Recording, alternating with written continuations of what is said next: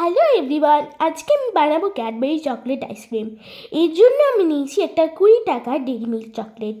এরপর dairy milk চকলেটের প্যাকেটটিকে গরম জলের মধ্যে কিছুক্ষণ রেখে দিতে হবে। এরপর চকলেটটি নরম হয়ে গেলে একটা কাঁচি দিয়ে চকলেটের প্যাকেটটিকে কেটে নিতে হবে।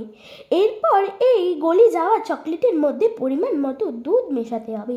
তারপর একটি আইসক্রিম স্টিক বসিয়ে এই চকলেটের প্যাকেটটিকে কাপের মধ্যে বসিয়ে নিলাম। এরপর 5 ঘন্টা ফ্রিজে রেখে দিলাম।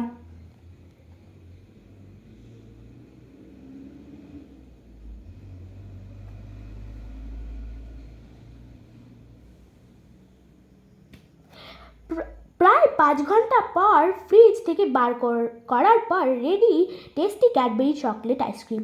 এরকম মজাদার টেস্টি রেসিপি পাওয়ার জন্য আমার চ্যানেলটিকে প্লিজ লাইক এবং সাবস্ক্রাইব করে দিন।